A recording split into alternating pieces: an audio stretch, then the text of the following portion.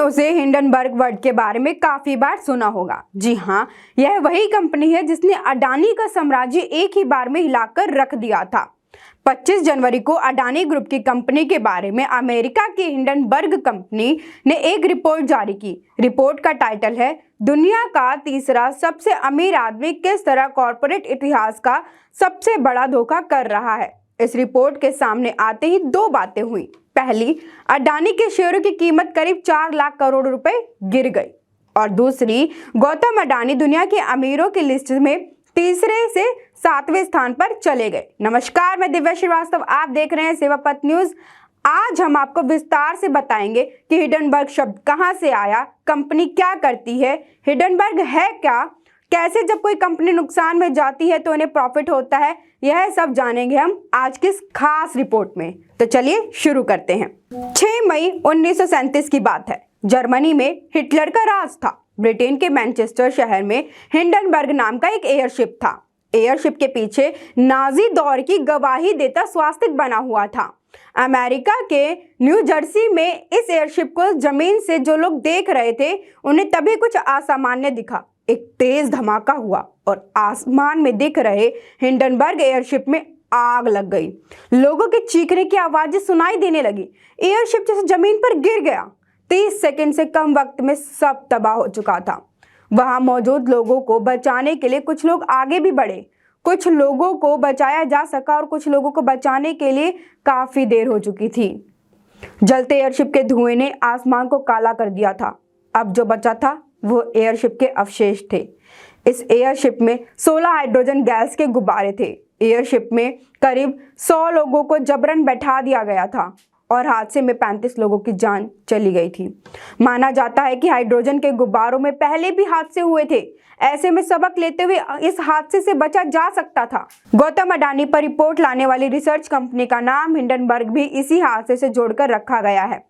Company कहती है Hindenburg हादसे की तर्ज पर ही हम शेयर बाजार में हो रहे गोलमाल और गड़बड़ियों पर निगरानी रखते हैं और उनकी पोल खोलना और सच्चाई सामने लाना हमारा मकसद है। जैसे हिंडनबर्ग हादसे में लोगों का नुकसान हुआ, वैसे हिंडनबर्ग कंपनी कहती है कि वो लोगों को शेयर बाजार में ऐसे वित्तीय हादसों से बचाने या खतरे में पड़ने का बचाने का काम करती है। आखिर कौन है इस कंपनी को शुरू करने वाला मालिक? आइए जानते हैं नाथन एंडरसन नाम के एक शख्स के बारे में। नाथन एंडरसन नाम का एक शख्स अमेरिका के कनेक्टिकट यूनिवर्सिटी से इंटरनेशनल बिजनेस विषय में ग्रेजुएशन पूरी करता है।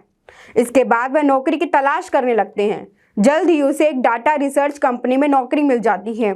यहाँ उसका काम पैसों के इन्वेस्टमेंट मैनेजमेंट में जुड़ा होता है।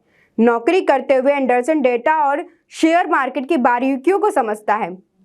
उसे इस बात का अंदाजा हो जाता है कि शेयर मार्केट दुनिया की पूंजीपतियों का सबसे बड़ा अड्डा है। एंडरसन ने हिंडनबर्ग नाम से इस कंपनी की शुरुआत की।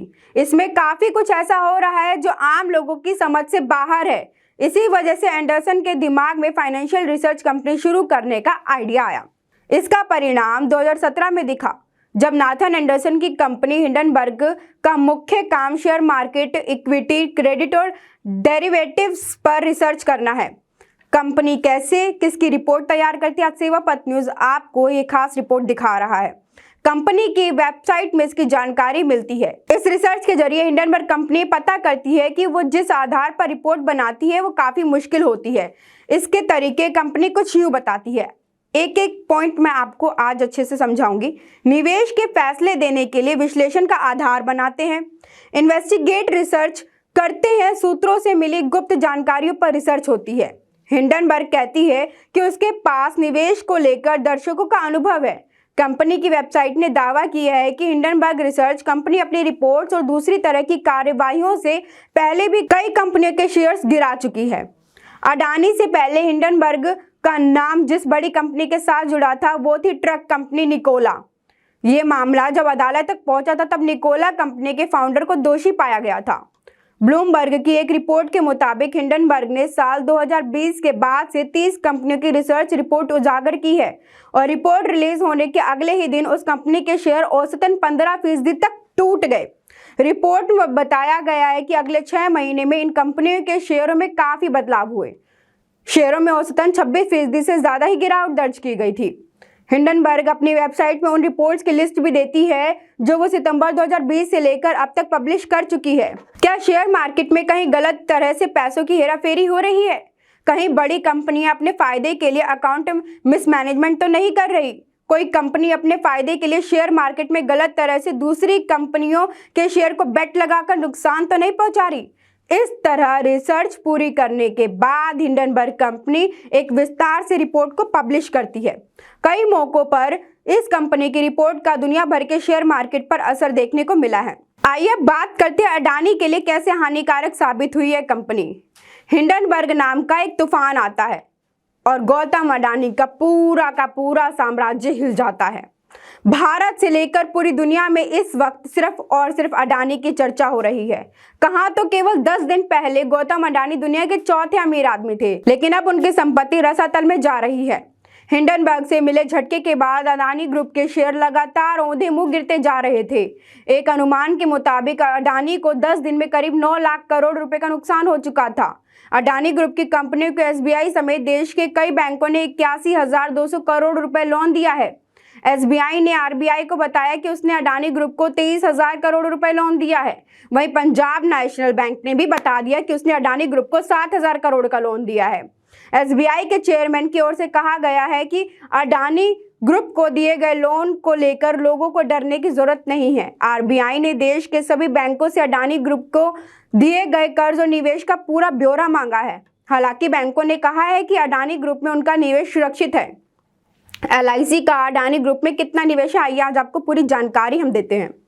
एलआईसी ने अडानी ग्रुप के बॉन्ड और इक्विटी ने 36,474.78 करोड़ रुपए निवेश किया है। हिंडनबर्ग की रिपोर्ट से पहले इस निवेश की वैल्यू डबल यानी 77,000 करोड़ रुपए थी। एलआईसी का भी कहना है कि अडानी ग्रुप में मचे कोहराम से उन पर कोई असर नहीं पड़ेगा। टॉप 20 अमीरों की लिस्ट से अडानी बाहर हो गए थे। हिंडनबर्ग की रिपोर्ट ने दुनिया में अरबपतियों की लिस्ट में 2 नंबर तक पहुंचे गौतम अडानी को 21वें पायदान पर पहुंचा दिया था, जबकि इससे पहले ब्लूमबर्ग की बिलियनियर इंडेक्स से शुक्रवार की सुबह अडानी को दुनिया के सबसे अमीर लोगों की 21वें नंबर पर खिसका दिया था। लेकिन यदि आज के तारीख की बात की जाए तो अमेरिकी शॉर्टेज सेलिंग कंपनी हिंडनबर्ग की नेगेटिव रिपोर्ट आने के बाद अडानी समूह की मुश्किलें बढ़ गईं। अडानी समूह के शेयर प्राइस गिरने लगे। पिछले 10 कारोबारी दिनों में भूचाल आ गया। अडानी की कंपनियों के शेयर प्राइस गिरे तो मार्केट कैप भी घटकर आधा रह गया। खुद गौतम अडानी का नेटवर्थ गिरकर 58 अरब डॉलर तक पहुंच गया। 24 जनवरी को जो तूफान उठा था, लग नहीं रहा था कि वो थमने वाला है। मंगलवार 7 फरवरी को अडानी समूह के शेयरों में रिकवरी देखने को मिली है। 2 दिनों में अडानी एंटरप्राइजेस के शेयर 2 गुने हो गए हैं। बुधवार 8 फरवरी को अडानी एंटरप्राइजेस के शेयर जबरदस्त तेजी के साथ खुले। बाजार के खुलते ही शेयर 1987 रुपए को पार कर गया। अडानी ग्रुप के अधिकांश शेयर पिछले 2 दिनों से रॉकेट बने हुए हैं। शेयरों में तेजी के साथ गौतम अडानी की निजी संपत्ति भी बढ़ रही है।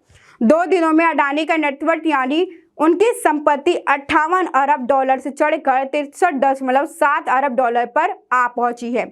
Forbes real time billionaires list में अडानी की संपत्ति पल पल बढ़ती दिख रही है। गौतम अडानी का नेटवर्थ खबर लिखे जाने तक 63.7 अरब डॉलर पर पहुंच गया। गौतम अडानी की संपत्ति मौजूदा 3 घंटों में 7.31% तक चढ़ गई है। 8 फरवरी को खबर 12:30 बजे तक गौतम अडानी के नेटवर्थ में 4.3 अरब डॉलर का इजाफा हुआ, यानी चंद घंटों में उनकी संपत्ति 3 खरब 55 अरब 46 करोड़ 61 लाख 65 हजार रुपए बढ़ गई।